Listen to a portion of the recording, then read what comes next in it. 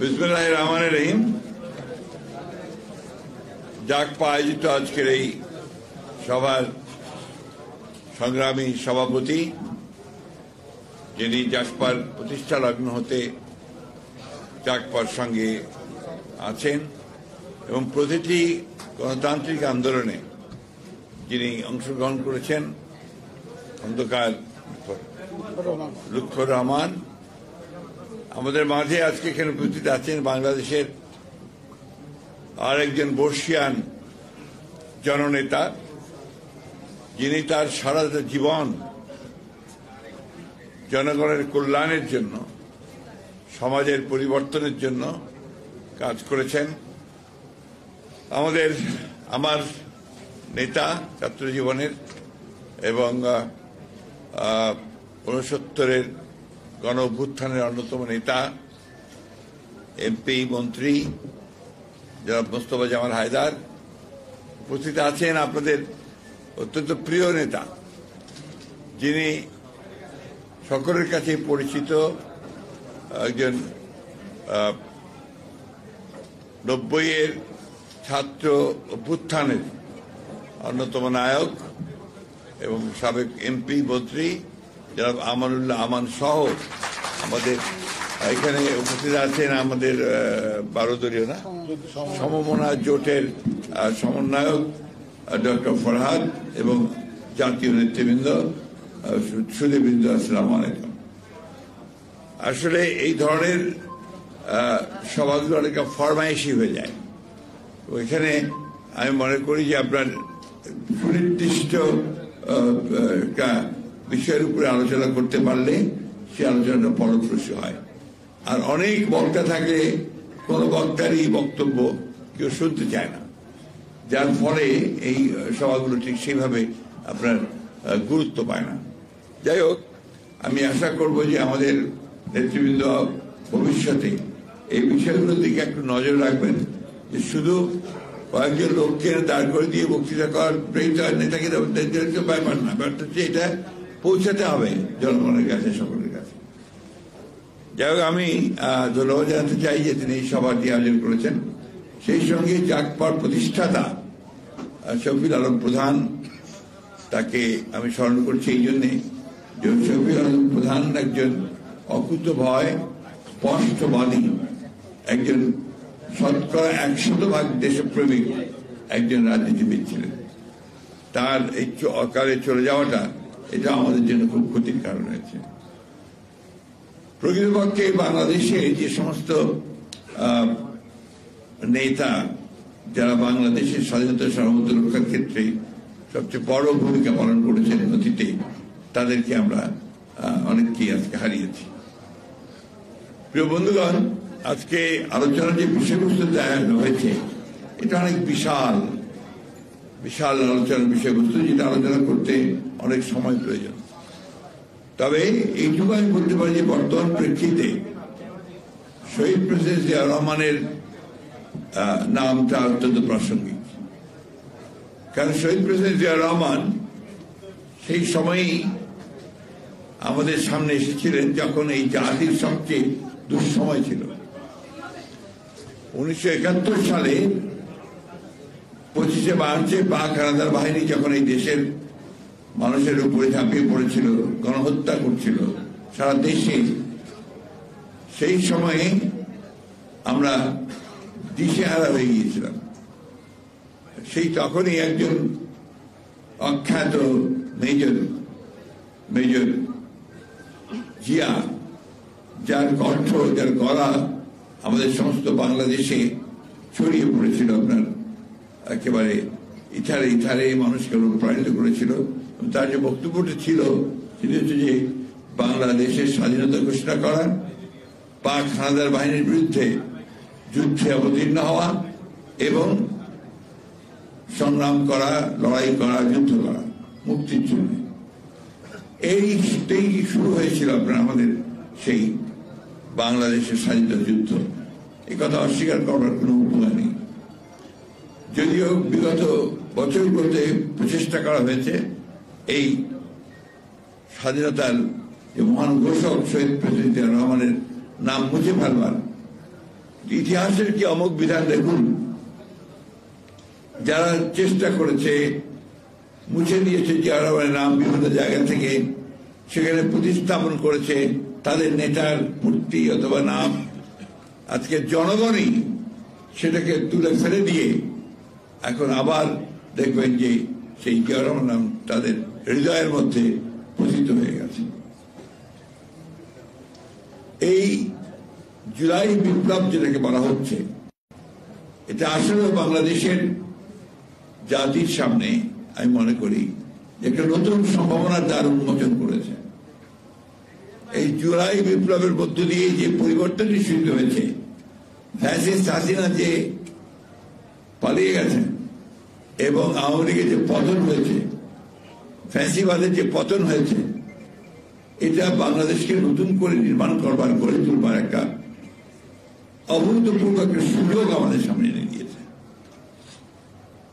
আমরা ছাত্র যারা আন্দোলন করেছেন, কোটা বিরোধী আন্দোলন থেকে শুরু করে পরবর্তীকালের যে এক দফা দাবিতে তারা যে আন্দোলন করেছেন সরকারের পতনের, এটাকে আমরা সবসময় স্বাগত জানিয়েছি। আমরা সেই আন্দোলনে সম্পৃক্ত থেকেছি এবং আমরা যে কথাটা বারবার বলতে চেয়েছি এবং এই সত্য যে আমরা 15 বছর ধরে কিন্তু এই সংগ্রামে আছি।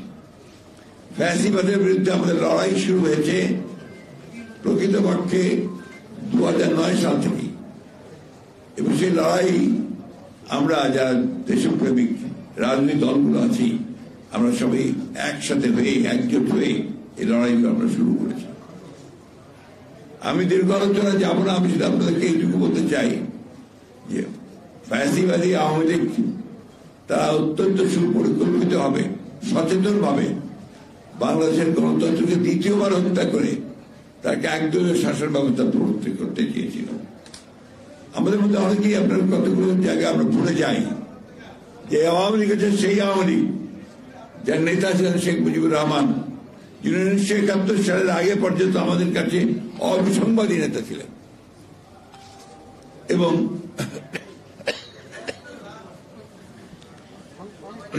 সেই নেতা স্বাধীনতার পরেই পাকিস্তান থেকে ফিরে এসে বাংলাদেশকে গঠন করবার নাম করে এটাকে একটা দুর্নীতির আখড়াতে পরিণত করেছিলেন এবং অতি অল্প সময়ের মধ্যে তাদের দুঃশাসন এমন একটা পর্যায়ে গিয়ে পড়েছিল, দুর্নীতি, এই দেশে এখন একটা ভয়ঙ্কর একটা ভয়াবহ একটা দুর্ভিক্ষ হয়েছিল, যেখানে লক্ষাধিক মানুষ মৃত্যুবরণ করেছিল। এখানে আমার মনে হয় যে আমরা কয়েকজন ছাড়া বোধহয় সেই সময়টার সাক্ষী কেউ নেই, কেউ থাকতে পারেন। জামাল ভাই এবং আমরা এখানে যারা আছি তারা আমরা তখন ছোট, কিন্তু আমরা দেখেছি আপনার কি ভয়ঙ্কর ভয়াবহ অবস্থা ছিল। এক টুকরা রুটির জন্য কুকুর এবং মানুষ লড়াই করেছে, ডাস্টবিন থেকে খাবার তুলে খেয়েছে মানুষ, লঙ্গর খানাতে গিয়ে ভালো ভালো পরিবারের সচ্ছল পরিবারের লোকের গিয়ে লাইন দিয়েছে খাওয়ার একটু খাওয়ার জন্য। এটা আমরা দেখেছি, এই দেশে দেখেছি। আমরা দেখেছি যে একজন মহিলা নাম বাসন্তী, পত্রিকায় এসেছিল ইত্তেফাকে, বিরাট করে ছবি দিয়ে, সে তার লজ্জা নিবারণের জন্য একটু কাপড় পায়নি, সে মাছ ধরার জাল দিয়ে তার লজ্জা নিবারণ করেছিল, জড়িয়ে শরীরে জড়িয়ে। এই সময়ে তৈরি করেছিল আওয়ামী লীগ এবং নেতৃত্ব ছিল শেখ মুজিবুর রহমান। এই কথাটা আমরা বারবার বলতে হয়, মনে করিয়ে দিতে হয়। আমরা এই কথাগুলো বহুবার বলেছি। আওয়ামী লীগ একটা দল, যে দলটি গণতন্ত্রে কোনোদিনই বিশ্বাস করতো না, কিন্তু গণতন্ত্রের কথা বলতো, আর যখনই ক্ষমতা পেত তখনই ফ্যাসিবাদের দিকে চলে যেত। এবং আপনারা তো এখন এই কয়েক বছর দেখেছেন অনেকেই তাকে, আমরা দেখেছি সেই সময়, তখন তো আরো ভয়াবহ ছিল। নাম উচ্চারণ করা যাবে না, ভিন্ন নাম, এক নেতা এক দেশ, বঙ্গবন্ধুর বাংলাদেশ, এই ছিল স্লোগান। আর দফা এক, দাবি এক, সবকে মুজিবের দাবি, মুজিববাদ। তখন আপনার মুজিববাদ নতুন করে আসলো এবং এর বাইরে কেউ কথা বলতে পারবে না, এই অবস্থা তখন ছিল। এবং এই কারণেই তখন জাসদের সৃষ্টি হয়েছিল। ওই আওয়ামী লীগ থেকেই তরুণ কিছু নেতা তারা এর বিরোধিতা করে বেরিয়ে এসেছিলেন রব সাহেবের নেতৃত্বে, জলিল সাহেবের নেতৃত্বে, এবং পেছনে সিরাজুল আলম খান সাহেব ছিলেন। এটা তখন প্রয়োজন জনগণের আকাঙ্ক্ষাকে পূরণ করবার জন্য তারা বেরিয়ে এসেছিলেন, কিন্তু তারাও টিকতে পারেননি। অতি অল্প সময়ের মধ্যে তাদেরকে নিশ্চিহ্ন করা হয়েছে। রক্ষী বাহিনী তৈরি করা হয়েছিল একটা। আমরা কেন জানি না, জাতি শুধু ভুলে যাই। সেই রক্ষী বাহিনী নিয়ে নির্মম অত্যাচার, নির্যাতন, এখানে জামাল ভাইরা আছেন, তাদের অনেক ছেলেকে সেদিন হত্যা করা হয়েছে। সিরাজ শিকদারকে হত্যা করা হয়েছে। এই যে আপনার গুম করে হত্যা করা অথবা আপনার বিনা বিচারে হত্যা করা, এই শেখ মুজিবের আমলেই শুরু হয়েছে। এই কথা অস্বীকার করার কোনো উপায় নেই। আজকে এই যে আওয়ামী লীগ দাঁড়িয়ে আপনার সেই সময়টারই তারা প্রতিনিধিত্ব করছে। পরের আওয়ামী লীগ আসে আপনারা লিখেছেন, আমরা 12 সাল থেকে লড়াই শুরু করেছি, সংগ্রাম শুরু করেছি। আমরা একটার পর একটা আন্দোলন করেছি, মুভমেন্ট করেছি, এবং সব শেষে আমরা সমস্ত রাজনৈতিক দলগুলো মিলে, দেশপ্রেমিক দলগুলো মিলে আমরা যুগপৎ আন্দোলন করার সিদ্ধান্ত নিয়েছি। আমরা জোর ভেঙে দিয়েছিলাম, কিন্তু আমরা যুগপৎ আন্দোলন আমরা শুরু করেছি। এবং সেই এরও আগের একটু বলতে চাই, কারণ এখন সংস্কার নিয়ে অনেক কথা হচ্ছে। 2016 সালে দেশনেত্রী বেগম খালেদা জিয়া তিনি প্রেস কনফারেন্স করে, এবং মনে আছে ওয়েস্টিনের প্রেস কনফারেন্স হয়েছিল, সেই ওয়েস্টের প্রেস কনফারেন্স করে তিনি ভিশন 2030 একটা ডকুমেন্ট দিয়েছিলেন, এবং সেখানে সংস্কারের কথা পরিষ্কার করে বলা ছিল। সেখানেই বলা ছিল, প্রস্তাবটা দেওয়া হয়েছিল যে প্রধানমন্ত্রী এবং রাষ্ট্রপতির যে ক্ষমতা, সেই ক্ষমতার ভারসাম্য আনতে হবে। একই ব্যক্তিকে অতিরিক্ত ক্ষমতা দেওয়া যাবে না, এবং একই ব্যক্তি পরপর 2 বারের বেশি প্রধানমন্ত্রী হতে পারবেন না, এবং দ্বিকক্ষ বিশিষ্ট পার্লামেন্ট, এটাও কিন্তু 2016তেই ওই ভিশন 2030-তে দেওয়া হয়েছিল।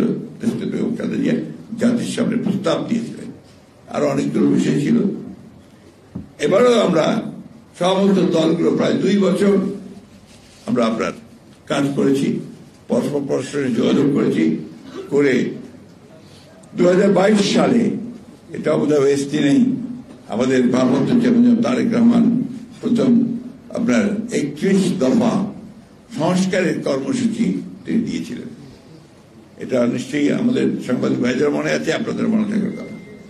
সেই 31 দফা নিয়ে আমরা কাজ করেছি। আমরা শুধু দফাটাকে প্রকাশ করি ক্ষান্ত হয়নি, আমরা সারা বাংলাদেশ জুড়ে এই সংস্কারের কথা নিয়ে আমরা সভা করেছি, আলোচনা করেছি। আমরা মানুষকে বোঝানোর চেষ্টা করেছি যে আমাদের সংস্কার দরকার। তার মধ্যে প্রধান বিষয়গুলো ছিল এইগুলোই, যে আপনার প্রধানমন্ত্রী আর রাষ্ট্রপতির ক্ষমতা ভারসাম্য, একই ব্যক্তি পরপর 2 বারের বেশি প্রধানমন্ত্রী না হওয়া, আপনার এই দ্বিকক্ষ বিশিষ্ট পার্লামেন্ট, জুডিশিয়ারি নষ্ট হয়ে গিয়েছে, সেই জুডিশিয়ারিকে ঠিক করার জন্য judicial commission, election commission, election নির্বাচন ব্যবস্থা ধ্বংস হয়ে গিয়েছে, তার জন্য ইলেকশন কমিশন, এগুলো আমরা প্রস্তাব ছিল আমাদের সেই দফাতে। একই সঙ্গে আমাদের প্রস্তাব ছিল যে শ্রমিক ভাইদের ন্যায্য মজুরি প্রতিষ্ঠা করা যে হয় না, তাদের দাবিগুলো মানা হয় না, তাদের জীবনযাপন অত্যন্ত কঠিন, সেই বিষয়গুলো আমরা সেখানে নিয়ে এসেছিলাম, এবং তাদের জীবনযাত্রার মান যেন উন্নত হয় তার ব্যবস্থা করার কথা বলা হয়েছিল। কৃষকেরা তাদের ফসলের ন্যায্য মূল্য যেন পায়, একই সঙ্গে যেন সে সহজভাবে কাজ করে তার ব্যবস্থা করার কথা বলা হয়েছিল।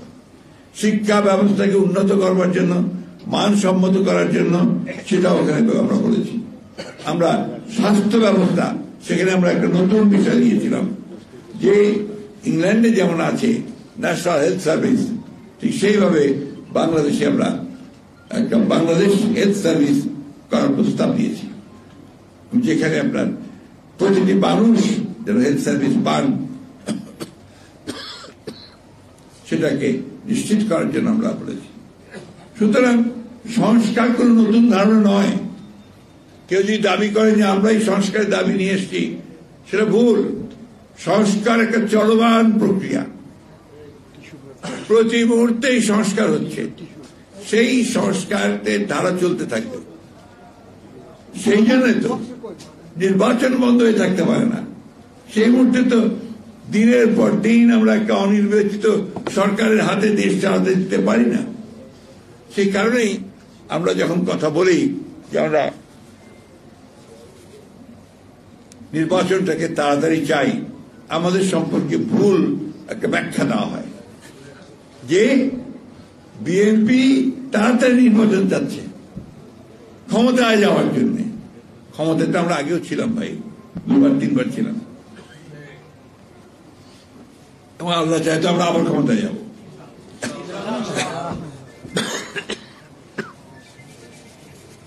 কিন্তু ক্ষমতার জন্য আমরা রাজনীতি করিনি। আমি এখন স্পষ্টভাবে আরো বলতে চাই, এই সংস্কার প্রক্রিয়া শুরু করেছেন শহীদ প্রেসিডেন্ট জিয়াউর রহমান। একদলীয় শাসন ব্যবস্থা বাকশাল করেছিল আওয়ামী লীগ, সেখান থেকে তিনি বের করে নিয়ে এসছেন বহুদলীয় গণতন্ত্র, মাল্টি পার্টি সিস্টেম। সেখান থেকে তিনি প্রেসিডেন্ট সিস্টেম গভর্নমেন্ট নিয়ে এসছেন। আজকে যে সাংবাদিক ভাইরা এতগুলো দেখেন চ্যানেল, এই সব পত্রিকা, অনলাইন পত্রিকা, সবাই কাজ করছেন সুন্দর করে, মন করে লিখছেন। আওয়ামী লীগের আমলে, শেখ মুজিবের আমলে কারো ক্ষমতা ছিল না কিছু আগে, ইট ওয়াজ ব্যান্ড, পার্লামেন্টে আইন করে বন্ধ করে দিয়েছিল। মাত্র 4টা পত্রিকা চলবে, সেই পত্রিকাগুলো ছিল আপনার 4টা, ইত্তেফাক 4টা, এবং সেটাও সরকার চালাবে। আমাদের অসংখ্য সাংবাদিক ভাই সেদিন বেকার হয়ে গিয়েছিলেন। অনেকে আপনার এই বাইতুল মুকাররমে ফল বিক্রি করত, এগুলো সত্য কথা, টুপি বিক্রি করত। এখানে অনেকে আছেন পুরনো কেউ, তারা ওটা বলতে পারবেন। এই একটা করুণ অবস্থা চলে গেছে। One party, one man one party, সেইখান থেকে বের করে নিয়ে এসে Ziaur Rahman multi party system দিয়েছেন, বহুদলীয় গণতন্ত্র দিয়েছেন, এবং ওপেন পলিটিক্স সবাই করতে পারবে, এবং যে কথা বলা দরকার সেই কথা বলতে পারবে। বাক স্বাধীনতাকে তিনি প্রতিষ্ঠিত করেছিলেন। অর্থনীতিতে তিনি একটা বদ্ধ অর্থনীতি যেটা ছিল, সমাজতান্ত্রিক অর্থনীতি, ভ্রান্ত ধারণা নিয়ে সেখান থেকে তিনি এটাকে মুক্ত বাজার অর্থনীতি করেছিলেন। অর্থাৎ সবাই, যারাই পারবে তারাই আংশিক বিনিয়োগ করতে পারবে, তারাই ব্যবসা করতে পারবে, কলকারখানা তৈরি করতে পারবে, এবং স্বাধীনভাবে কমেন্ট করেন না, বেয়াদবি করেন না।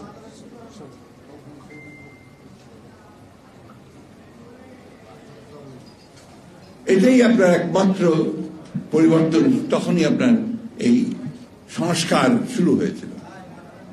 তার আগে এই সংবিধানকে তো কেটে ছুঁড়ে শেষ করে দিয়েছিল। এই সংবিধানের 5ম সংশোধনী, এই 5ম সংশোধনী নিয়ে এসে জিয়াউর রহমান সাহেব এই সংস্কার করেছিলেন। এই জিনিসগুলো আপনাদের সকল জানা উচিত, বলা উচিত যারা রাজনীতি করছেন। সংস্কার কোন নতুন কনসেপ্ট নয়। কি হলো আপনাদের ভাই?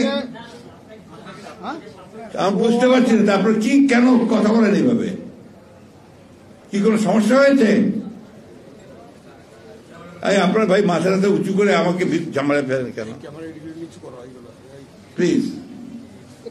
আচ্ছা শোনেন, আপনারা দয়া করে একটু, আমি বয়স্ক মানুষ তো, আমার খুব ডিস্টার্বেন্স হয়, আপনার এটা একটু মনে রেখে দেবেন প্লিজ।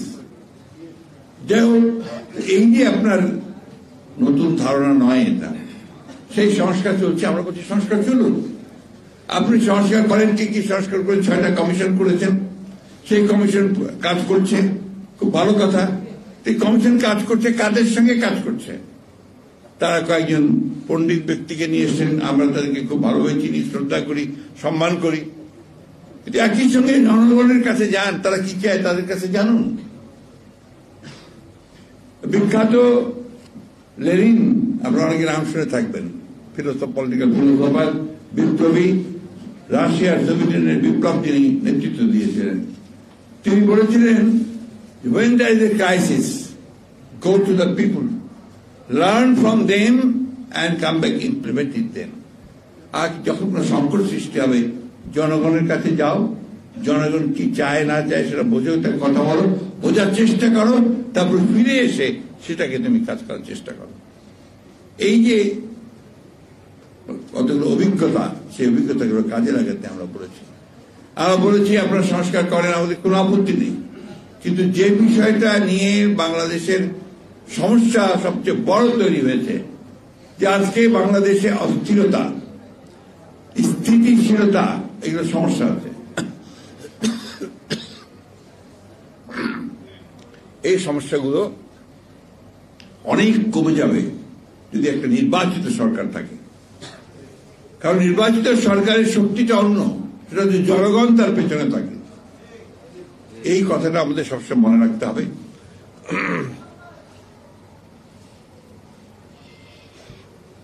আমরা সে কারণেও সবসময় কথাটা বলছি যে আমরা সংস্কার চাই, আমরা সংস্কার সবচেয়ে বেশি চাই।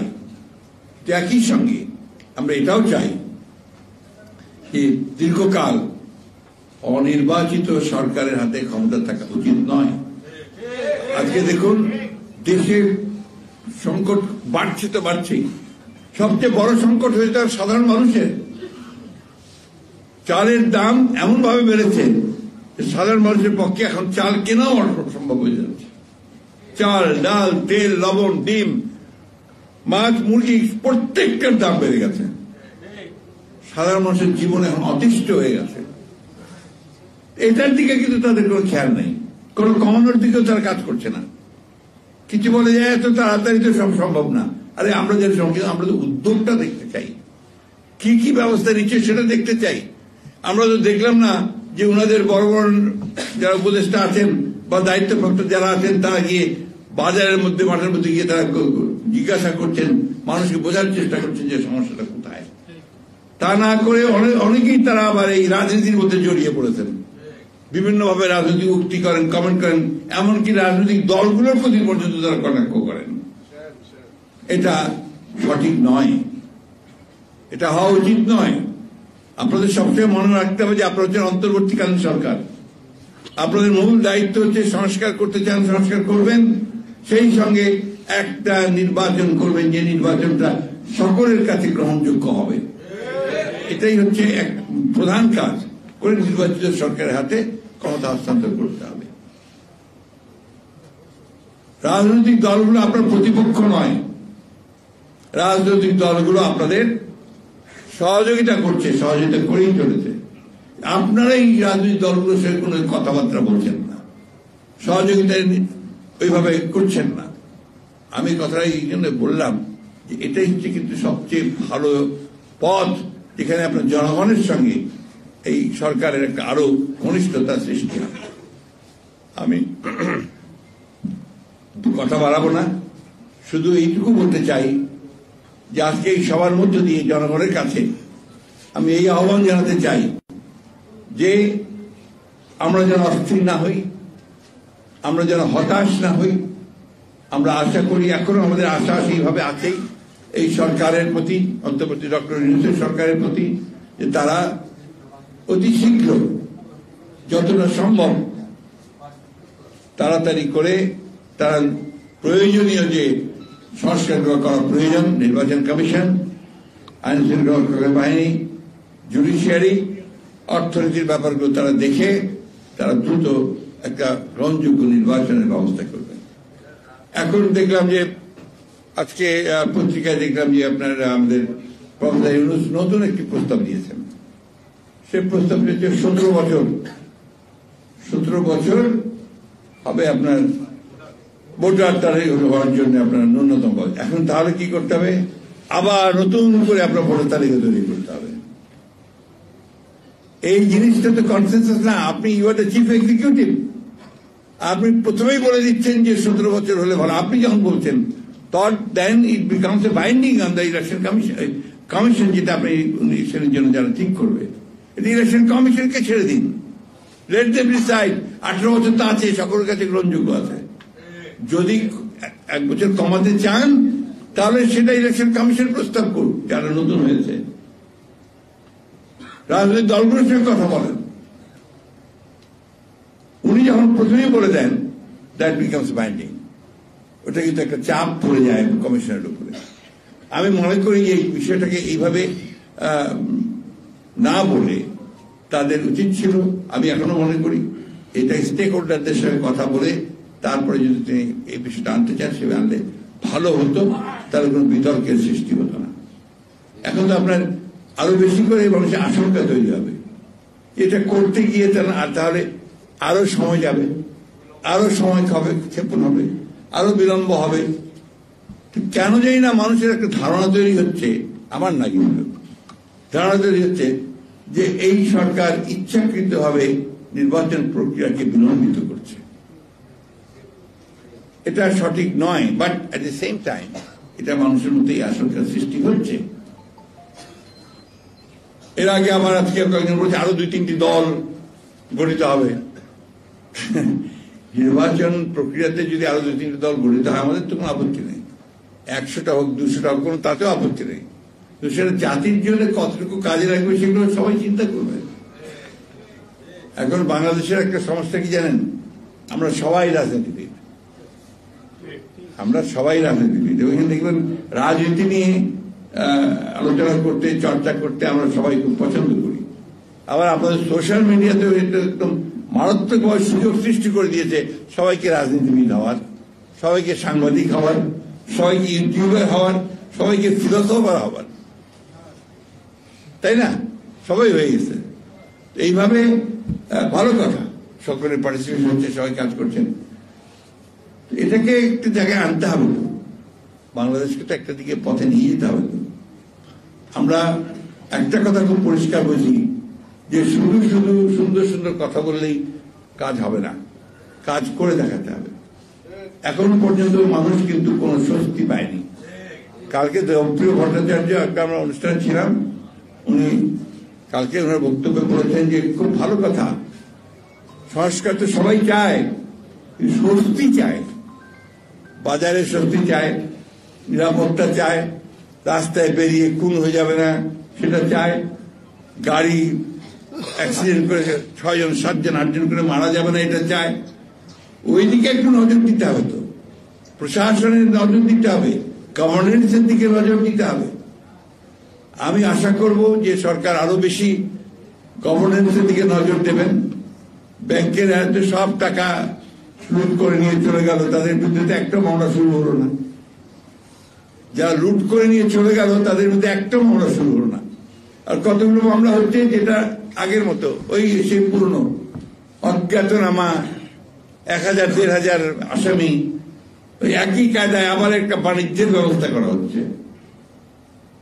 এগুলোকে বন্ধ করতে হবে। এগুলো বন্ধ না করলে আপনি যে জায়গায় পৌঁছতে চাচ্ছেন সেই জায়গায় আপনি পৌঁছতে পারবেন না। আমরা সবাই চাই, যারা বাংলাদেশে আমরা আন্দোলন করেছি, আমাদের আজকাল সবকিছু খাটে করে দেখানোর চেষ্টা করা হয়। বিএনপি ও অঙ্গ সংগঠনগুলো, অন্যান্য রাজনৈতিক দলগুলো, আমরা এখানে 2012 সাল থেকে মাঠে সক্রিয়ভাবে আন্দোলন করছি। আমাদের নেত্রী, আমাদের চেয়ারপারসন দেশবাবু কাজীকে মিথ্যা মামলা দিয়ে গ্রেফতার করা হয়েছে। 6 বছর তাকে সাজা দেওয়ার মধ্যে 6 বছর তিনি সাজা কেটেছেন। আমাদের ভারপ্রাপ্ত চেয়ারম্যান তারেক রহমানকে অন্যায়ভাবে, নির্মমভাবে, শারীরিক অত্যাচার নির্যাতন করে তাকে বিভিন্ন মামলায় আসামি করে দিয়ে তাকে দেশ ত্যাগ করতে বাধ্য করা হয়েছে। আমাদের প্রতিটি নেতা কর্মীর বিরুদ্ধে হাজার হাজার মামলা, 1,25,000 মামলা আমাদের বিরুদ্ধে। আসামির সংখ্যা 62 লক্ষের উপরে। ইলিয়াস আলী সহ 700 গুম হয়ে গেছেন। এই বিষয়গুলো তো এই দেশে গণতন্ত্রের জন্যই এই আন্দোলন সংগ্রামগুলো হয়েছে। সুতরাং শুধু একতরফা কথা বলে অথবা রাজনৈতিক দলগুলোকে আক্রমণ করে তাদেরকে তির্যক ভাষায় কথা বলে এই সমস্যার সমাধান হবে না। সমাধান করতে হবে সবাইকে অনবোর্ড করে, সবাইকে নিয়ে আলোচনা করে সমস্যার সমাধানগুলো দ্রুত করার ব্যবস্থা করতে হবে। আমরা আবারও বলছি, আমরা রিইটারেট করছি যে ডক্টর প্রফেসর ইউনূসের এই অন্তর্বর্তীকালীন সরকারের প্রতি আমাদের পূর্ণ সমর্থন আছে এবং আমরা যেন চাই যে তারা সফল হোক। এর জন্য সমস্ত রকম সহযোগিতা আমরা করতে তৈরি আছি এবং সবচেয়ে বেশি অনুরোধ করব যে দ্রুত করে এই নির্বাচনের ব্যবস্থা করুন। তারা এই সমস্যাগুলো, সংকটগুলো আরো বাড়তেই থাকবে এবং আমাদের এই যে স্বাধীনতার সার্বভৌমত্ব বলেন, বর্ডার সমস্যা বলেন, আপনার এই যে সাবোটাজ করার যে সমস্ত ঘটনা ঘটছে, এই ঘটনাগুলো কিন্তু কমানো যাবে না। তাই আসুন আমরা সবাই ঐক্যবদ্ধ হয়ে আমাদের দেশের কল্যাণের জন্য কাজ করি। ধন্যবাদ সবাই।